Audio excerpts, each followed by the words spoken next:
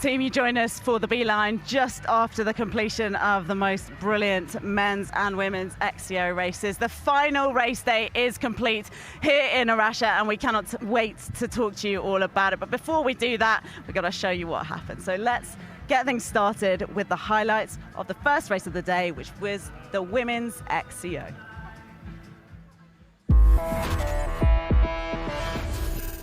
The second round of the WOOC UCI Mountain Bike World Series took place exactly where the first had done in Araxa, Brazil. The UCI Cross Country Olympic World Cup for the elite women took place on a very, very changed track.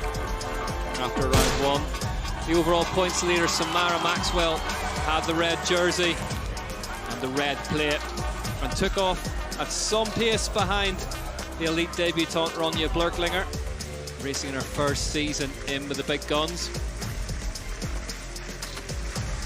Maxwell was at the sharp end of things, as was Blerklinger early doors. This pass from Luana Lecomte, chopping across the front wheel of Jenny Rissvid's. It's absolutely superb.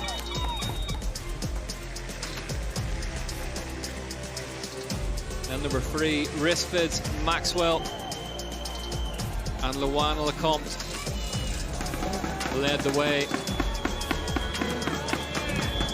Lecomte, again ruthless with her overtaking through the route section, slotted in just ahead of Rissvid's. The pack all got back together again. Rissvid's really was the most consistent of the bunch.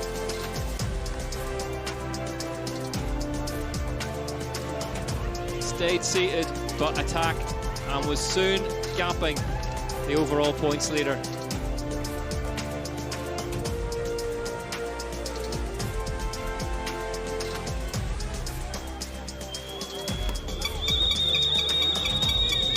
Tamara Wiedmann for Mondraker had an absolutely superb ride, the best we've seen of her so far in the elite category.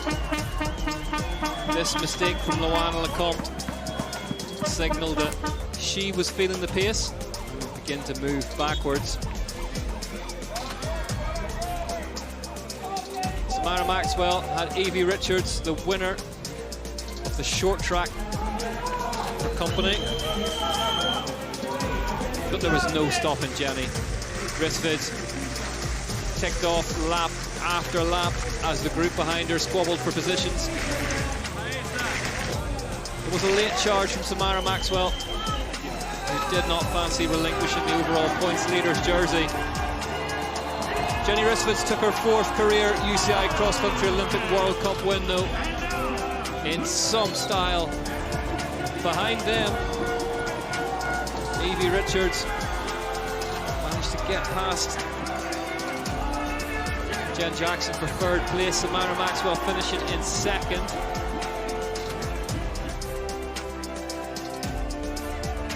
So much respect, as ever, in the Finnish corral between the elite women. Here are the results. Rissvid's from Maxwell, from Richards, the top 3.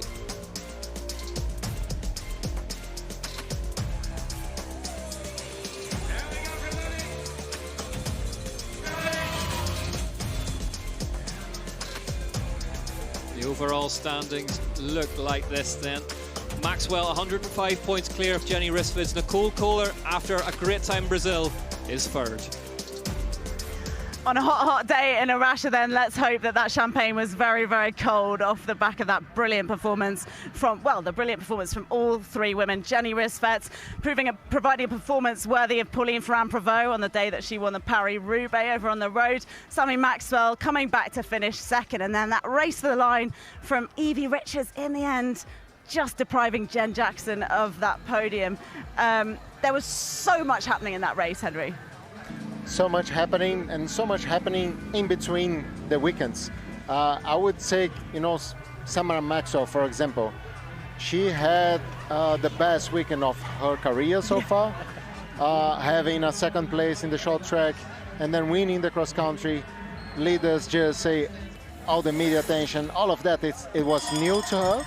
And then she had like a not great or as great short track Yeah. for the second round.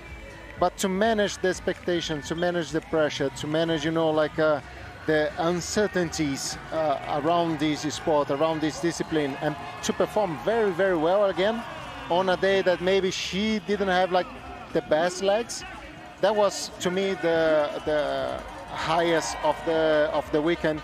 And Jenny Risvets, I bet on her for the first round, for the short track and the cross country. So at least Let it be known. at least I didn't bet on her for the second one. So, but thanks anyway, Jenny. Zoe Maxwell as well, in fact, talked in her post-race interview with Ashley Wilmot that she'd been suffering from period pains as well. So to come on, that's no mean feat, guys. Let me assure you, to come out and deliver that was pretty impressive. Ollie, what was your favourite thing this weekend? I'll go Tamara Wiedmann as well, coming back for the Mondraker team. They're under a lot of pressure. They had a shocker of a first week. New team, new factory team to come back, cracking race, and it's another rider. We're seeing all these riders stepping up.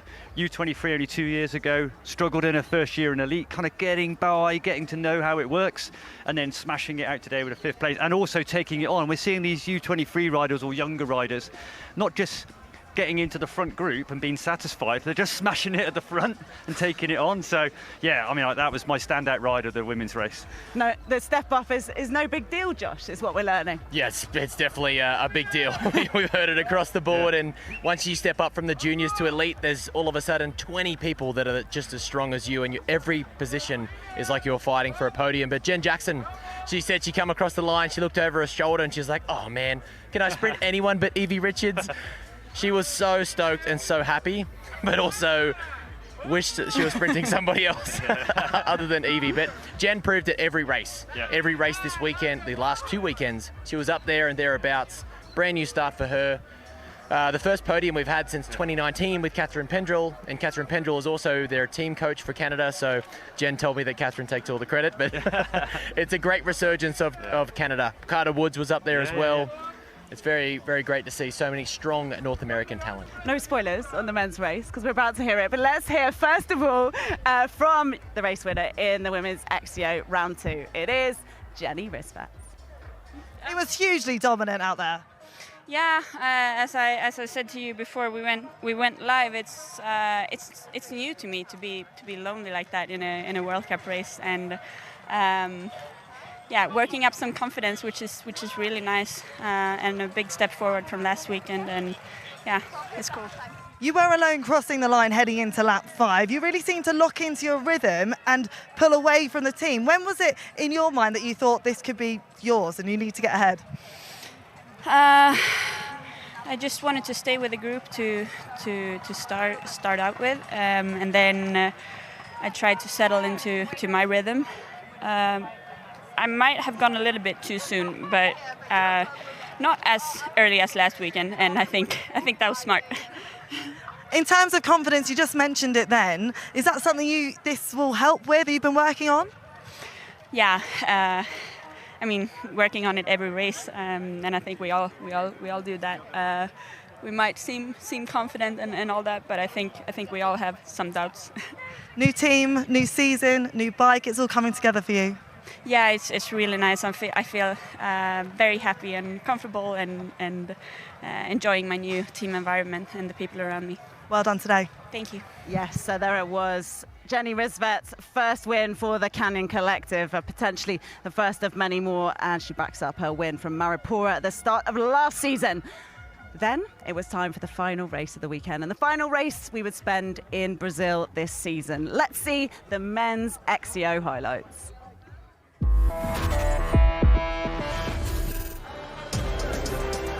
The second round of the WOOC UCI Mountain Bike World Series got underway with the first one left off in Araxa, Brazil. The elite men's race will go down in history as one of the closest and most unpredictable ever. Specialised factory racing were involved right from the gun. Blevins and Koretsky out front. Schwarzbart did some pace setting, as did Filippo Colombo for Scott SRAM MTB. A crash later in the race would nullify his efforts.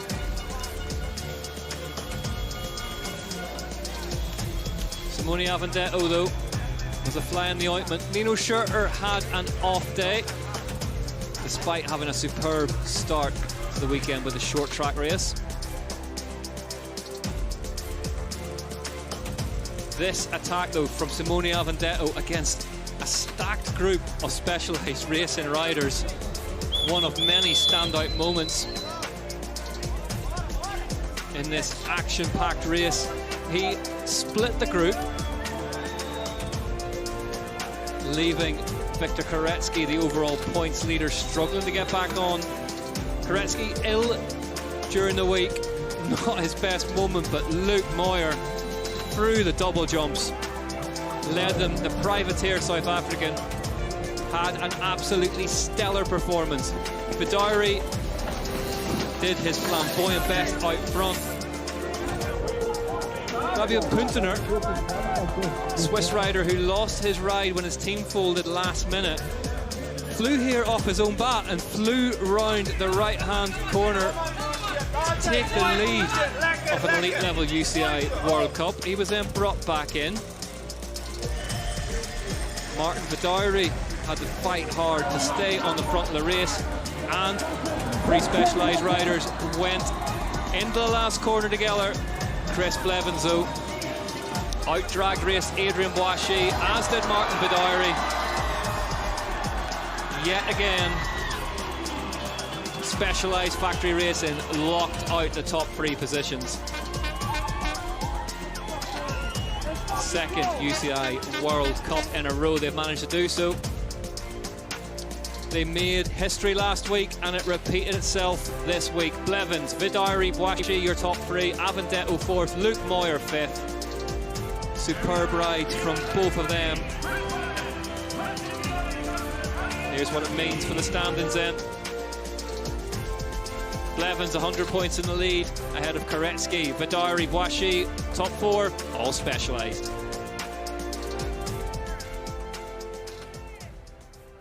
Well, Christopher Blevins did it again. What a commanding ride, but chaos and drama throughout. There was something to talk about from every single lap, and it was a long race. We can't go into every single lap moment by moment, unfortunately. So, Josh, you're going to have to just tell us what your main, most favourite bit was for as we look at the pictures of some of the other people who took charge. Well, I think that's exactly it, right? We saw a whole bunch of brand new faces that this meant the world to them. Obviously, all of our factory athletes that we know and love, this is their job. We expect that result. But for someone like Fabio, someone like Luke, this meant the world. That moment, that emotion, that attack, that was exceptional. They weren't just there at the end. They had to fight for it the whole race. And my goodness, it could not have been any harder. Like 10 laps of this Araxa course with the heat, the humidity, how rough the course was. That was my moment. Yeah, to see those two privateers take it to the factory guys, I mean, it blew my mind. Absolutely blew my mind. You were empathising with them, weren't you, yeah, Ollie? I mean, never led a World Cup. I got close a few times in fighting with factory guys, and it's just, everything's a scrap. You know, getting to the race is a scrap. You're washing your own bike. You're asking family and friends to come and pass you a bottle. I remember racing a World Cup in Madrid, my brother passing my water bottles. We were practicing the day before. You know, it's stuff like that. So I really emphasise with those guys that, you know, and it's tough. It's tough, of course. We should emphasise for Christopher Blevins and all of these Specialized factory racing guys too, of course. And it was, as Josh says, it was hot out there. But you're right, the difference between having to pull it all together as a privateer, and in one case, which we'll come on to in a moment, not even knowing if you're going to be able to race this World Cup season despite having qualified for it. But Henry, can you talk to me a bit about the Specialized guys and how they managed that race? Well, absolutely. I also empathize, you know, with this type of story, like Luke Moir, Fabio Puntener, and some others. But racing for a factory team, it's not easy at all. So we saw Vidari struggling in the past and also Boishy struggling in the past just to handle the pressure, just to handle the expectation. Because on mountain bike racing, you cannot hide. So it's very clear if you are performing well or not.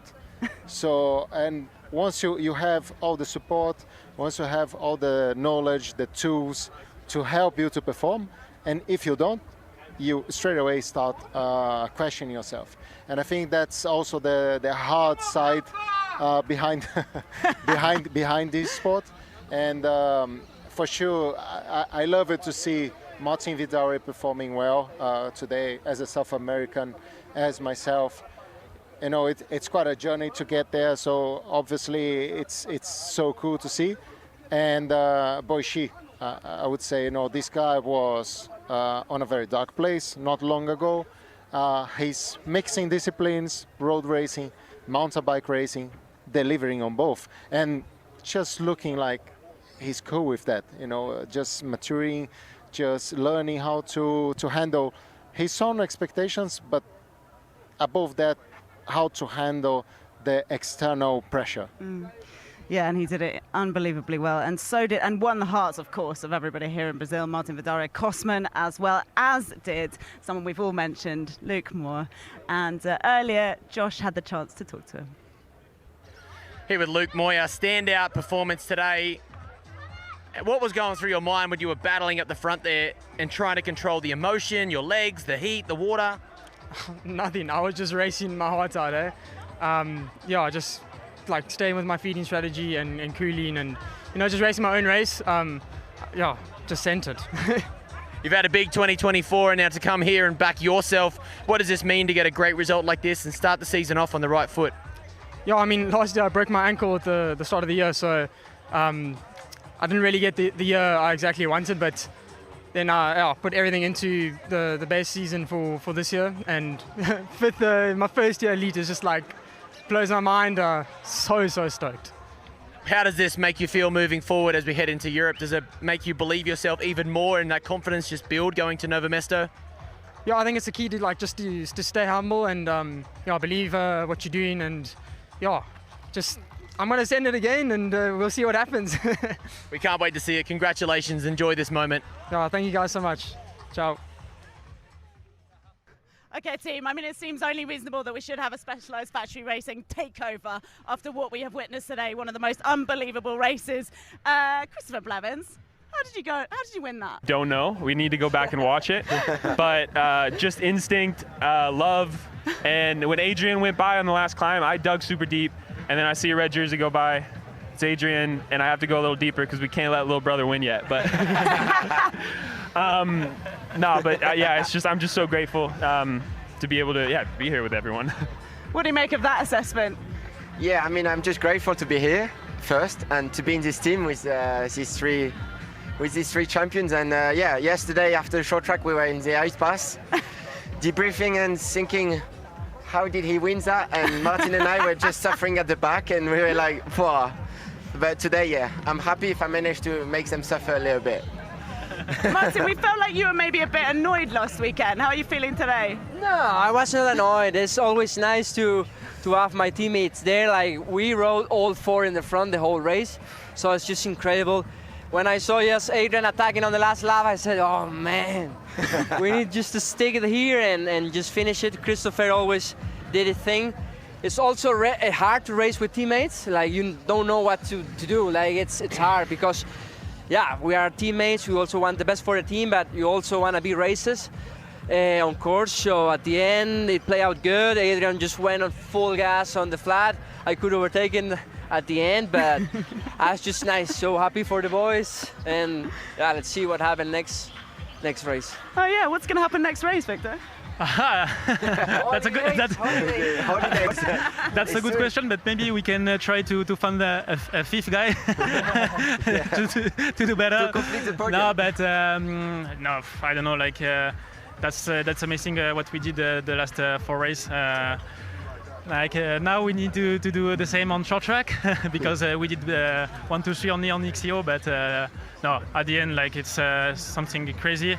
And I think we are all the time like on the front, but that's not all the time the same guys. So we show to everyone like we are strong as a team and not only individually. So that's something crazy, and I think we are the only team in the world with this level. So that's incredible. Well, that's a very good point from Victor, because I want to hear maybe from you, Adrian. You guys are looking solid and strong as a crew, as a team. Does that help, like to just maybe release the pressure a little bit, to have like super high ambition, but maybe a little bit less pressure sharing with your teammates? Yeah, I mean, for me, there's not many pressure. I'm still under 23, and it's my first year. It's my first year with the team, and there is I was pressure. I was not expecting anything this year, but yeah, last weekend I was a bit sad not to be with the boys on the podium, so I'm happy I could be part of the team today. So it's not the pressure, it's the motivation that you guys are all providing for each other. I think it's the bike. Yeah, It must be the bike. yeah, it must be the bike. Well, I mean, it is like, you know, you see the four of us here, but Specialized Factory Racing is so much beyond us four, and you know, we've got a team of managers, coaches, chefs. Alan Murkison always got the spirit of a racer himself, and then the engineers and the product team that we've worked with I've been on the team for the better part of like 8 years, and to put together the Epic 8, the Revolve components and everything, we just got the perfect setup, and I think we all push each other in the way all of us riders do, but that does extend to everyone behind us, and we wouldn't be here without all of those people behind us. So to everyone at Specialized and the team, there's a huge thank you, because they work just as hard as we do. Yeah, and thank you. Oh, yeah, more? No, just it was perfect. He thinks it was perfect. Okay, what better way to end? And I think the motivation to collect the capybaras, from what I can see from Martin, is... Yeah, and hopefully one day it'll be Martin or me that wins. Because for now it's only these two. Yeah. Too right, guys. I think they're saying be patient, be patient. Thank you so much for being with us over the course of the last 2 weekends. It has been unbelievable racing here in Brazil, and the hospitality has been stunning. Congratulations to Specialized. We will see you very soon.